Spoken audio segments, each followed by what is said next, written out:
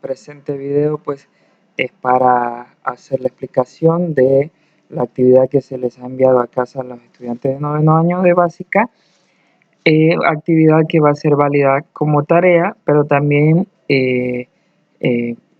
para efectos de recuperación de alguna nota que tengan baja, ¿no?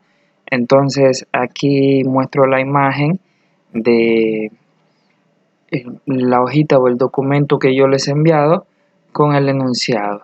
Y dice, el siguiente ejercicio tiene como característica de incluir la función anidada. Sí, esto nos deja claro que la función principal va a ser la función lógica sí, dentro de la cual se aplicará y, pero también se aplicará la función o. Es decir, vamos a trabajar con las tres en una sola fórmula. Usted deberá obtener una respuesta lógica. Acordémonos que la respuesta lógica pues simplemente es verdadero o falso, según el operador seleccionado. Hace referencia a que en nuestro ejercicio pues nosotros tenemos que primero seleccionar o marcar con X cuál de los dos operadores va a marcar nuestra respuesta, ¿no? Y nos deja como ayuda pues la lógica que se va a utilizar. Si el operador marcado con X es el operador y, entonces pues vamos a aplicar justamente esa función para obtener nuestra respuesta lógica, la función y también nos dice que caso contrario de no haber marcado el operador y, sino haber marcado el operador o, entra en juego ese operador para obtener nuestra respuesta lógica, ¿sí? Entonces esta tablita aquí yo ya la he llevado a Excel y vamos a ver cuál sería el ejercicio a resolver, ¿no? Entonces el propósito aquí, antes de empezar a establecer la fórmula, pues es en estos ejercicios el primer caso que me indica que el operador seleccionado es el operador y, esto lo indica mediante la X, entonces yo tendría que utilizar el operador y para estos dos valores que están aquí. Pero ¿cuál es la condición para que se encuentren aprobados en cada valor? Que sean mayores o igual a 8 los valores que están acá. Esta es simplemente una condición que he dado para poder establecer la fórmula. Entonces, para que pueda probar con este primer valor, el valor 1, su valor tiene que ser 80 o superior. Y para el valor 2, la misma condición, ¿no? Como vemos aquí, los dos tienen la condición de aprobado.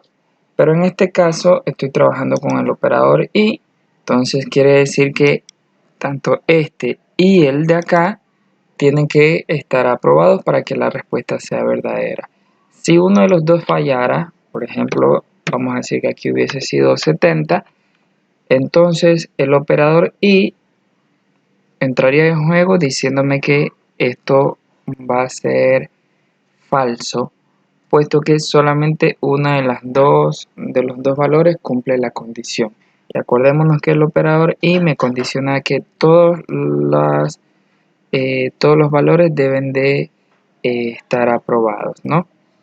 Entonces regreso a lo que sería 80, debe darme como resultado aprobado, y si cambio el valor y uno de los valores no cumple con la condición, la respuesta va a ser falsa, ¿no? Hablamos de respuesta lógica, verdadero o falso. Ahí me estaría dando falso. Pero en cambio, si yo decido trabajar con el operador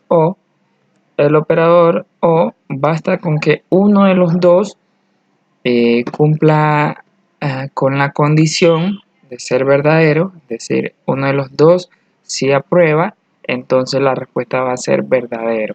¿Cuándo o me va a dar como respuesta falso? Cuando ninguno de los dos valores cumpliría con la condición de aprobado, ¿no?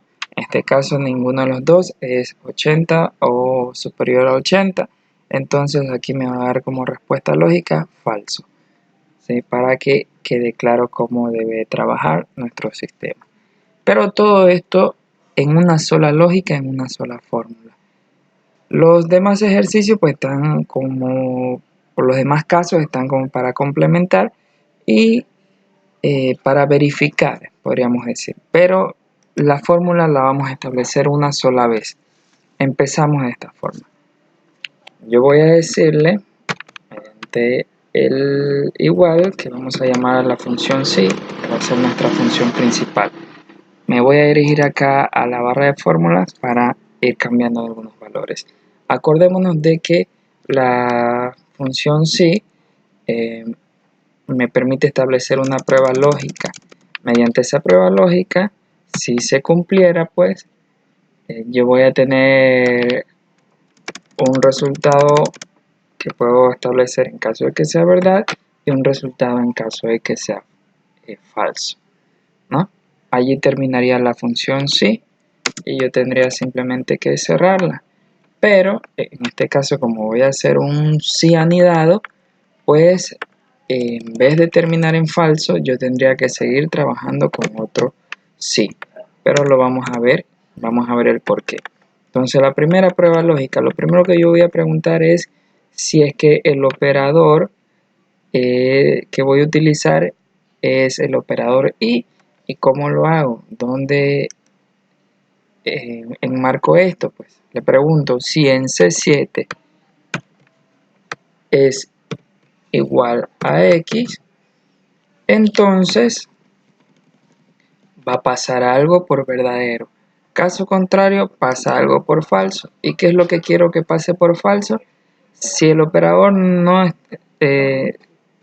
si la X no está en C7, entonces voy a preguntar por falso. Si, tengo que abrir otro paréntesis, y pregunto en cambio, si la X se encuentra en D7, lo haría de esta manera. Si D7 es igual a X, entonces tendría una respuesta verdadera y una respuesta en caso de que sea falso esto, ¿no? Ok, entonces nos quedaríamos aquí y vamos a ver qué pasa si la X sí se encuentra en C7. ¿Qué va a pasar si la X se encuentra en C7? Que entra en juego el operador y, es decir, que lo que voy a trabajar o la condición o la respuesta que voy a obtener, la voy a obtener mediante el operador y. Entonces diría que y, abro y ¿cuál sería la prueba lógica? Si el valor que está en E7 es mayor o igual a 80, punto y coma, establezco la otra condición y el valor que se encuentra en F7 es mayor o igual a 80, entonces me va a devolver un resultado lógico que va a depender, ese resultado lógico va a depender pues de las condiciones que tenga en ese momento o los valores que tengan en ese momento, ¿no? Si cumple que los dos valores sean mayores o igual a 80, entonces la respuesta lógica que voy a obtener va a ser verdadero. ¿Por qué? Porque se supone que para aquello pues ya debimos de haber marcado el operador y en la celda C7, es decir, X tuvo que haber estado en C7 indicando que era ese operador con el que quería trabajar. Cuando se sale aquí, cuando en principio pues vemos que la X no está en C7, entonces nos manda directamente acá y pregunta si la X está en D7, pues quiere decir que vamos a trabajar con el operador O y abrimos el operador O. Aquí la condición sería si este E7 es mayor o igual a 80 o F7 es mayor o igual a 80, entonces voy a obtener una respuesta lógica. Entonces el operador O le bastaría únicamente con que cualquiera de ellos, este o el de acá, cumpla con la condición y me va a devolver verdadero. Si ninguno de los dos cumple, pues ahí sí me va a devolver falso, ¿no? Entonces, y finalmente, ya en último caso, como el caso contrario final de la función sí, ¿cuándo sería? Cuando la x no está ni en C7 ni en D7, es decir, el último caso donde no he seleccionado ningún operador, entonces no puedo entrar ni a la función y ni tampoco podemos ingresar a la función o. Entonces le vamos a mostrar mediante un mensaje al usuario que diga ingrese o marque o seleccione operador. No le podemos dar una respuesta lógica hasta que no seleccione el operador. Y posteriormente a esto ya no queremos hacer nada más. Entonces cerramos las veces que hemos abierto sí. Este cierra un sí y el de acá cierra el primer sí con el que trabajamos. Daríamos enter y nuestra respuesta aquí sería falso. Vamos a ver por qué. Porque con el operador o basta que uno u el otro, pero en este caso ninguno de los dos. Pero si yo digo que el de acá es 70, pero el valor de acá sí cumple, que es 90, entonces me va a decir mediante el operador o que esto es verdadero. Vamos a ver qué hubiese pasado si en vez de trabajar con el operador o hubiésemos marcado el operador y me hubiese dicho que esto es falso, porque el operador y quiere que este y el de acá cumplan con la condición para poder establecer la respuesta verdadera. ¿Cómo obtendría verdadero? Si los dos hubiesen sido de esta manera. Ahí obtendría un resultado verdadero.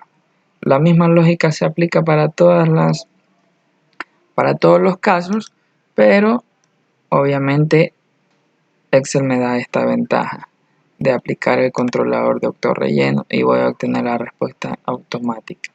Y vemos como en el caso final, donde no tiene marcador operador, entonces no me dio una respuesta por este lado, ni me dio una respuesta por el lado de acá, sino que en última instancia pues se vino acá, porque determinó que ninguna de las dos opciones estaba marcada. Esta sería todo.